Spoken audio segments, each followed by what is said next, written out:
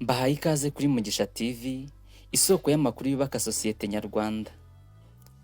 Umuvugizi w'urwego rw'ubugenzacyaha RIB, Dr Murangira Thierry, yahishuye ko hari umwana uri munsi y'imyaka 18 wiga kuri kimwe mu bigo by'i Kigali wasambanyijwe bitewe n'igihano ababyeyi bamuhaye gituma abandi bamuserereza aho gutahitira muri lodge.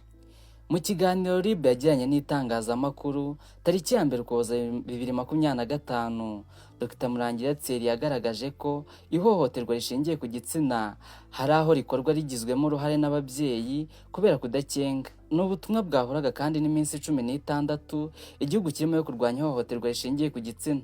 Yatanze ingero zirimo urw'umwana w'umukobwa uri munsi y'imyaka 18 wiga mu mujyi wa Kigali wasambanyijwe n'umuhungu umuruta bitewe n'igihano iwabo bamuhaye.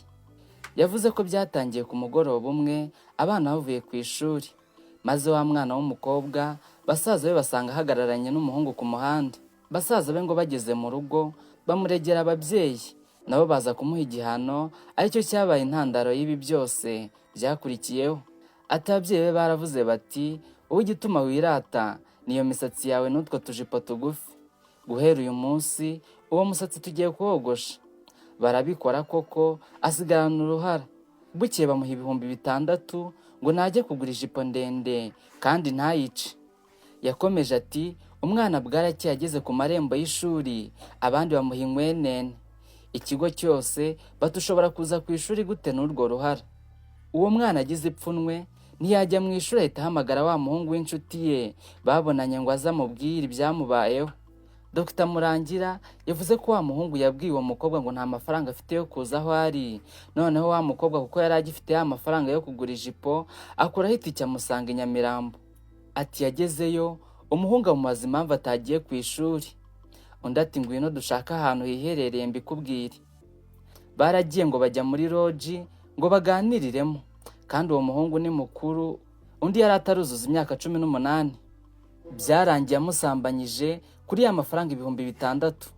Umukobwa niwe wishyuye 5 by'amafaranga ya lodge, 1,000 yakoresha mu matiki. Uwo mukobwa yatashye bwije asanga ababyeyi bahangayitse kuko no ku ishuri bari bamenye ko yahavuye kare bakeka ko yaba yasambanyijwe. Bamujyanye kuri Isange One Stop Center. Uwo mukobwa yatashye bwije asanga ababyeyi bahangayitse kuko no ku ishuri bari bamenye ko yahavuye kare bakeka ko yaba yasambanyijwe. Bamujyanye kuri Isange One Stop Center basanga nibyo. Nyuma RIB ikora akazi kayo ita muri yombi wa muhungu. RIB yavuze ko uwo muhungu nawe kuba uwo mwana yaramwizaniye bitamwemerera kumusambanya kuko yari mukuru agomba kwirinda kugwa mu cyaha.